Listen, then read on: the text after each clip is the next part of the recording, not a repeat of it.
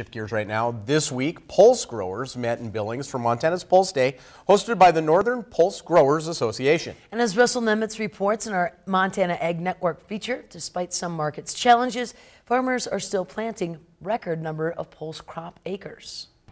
This year, growers across the northern plains successfully harvested another crop of green peas, yellow peas, lentils, and chickpeas. And despite a collapse in market prices brought on mainly because of ongoing trade disputes with China and India, U.S. farmers are still very much interested in raising pulse crops. I think the first thing was people are seeing some of the economic returns, and as they look past that and get a little deeper, they can see there's some agronomic benefits to raising pulses as well that complement their whole farming operation and not just their checkbook. Montana now leads the entire nation in pulse crop production, and it's because more and more farmers who have traditionally raised wheat are giving pulses a try. You know, northeastern Montana, North Dakota, we're doing pulses, and my brother and I thought there was a better way to agronomically support the ground.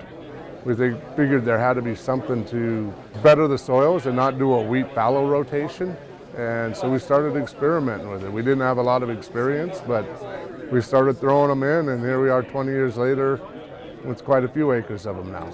Despite the trade disruptions, U.S. pulses remain in high demand by consumers both here at home and around the world, and for good reason. They're high protein, high fiber, just returned from a food show.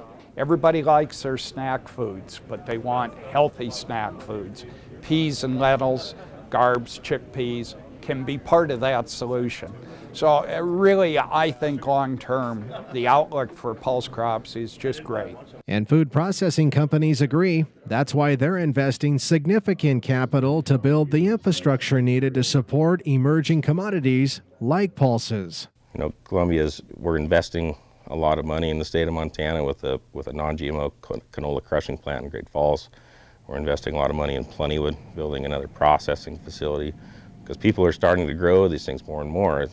You know, because everybody's looking for something to make money instead of, you know, capturing spring wheat, winter wheat, durum, you know, corn, soybeans, whatever. As for the market outlook for pulses in 2019, industry experts say if India has production problems and trade tensions ease with China, U.S. growers could see 15 to 17 cent lentils in the late February and early March timeframe, which would be considerably higher than what they're worth right now.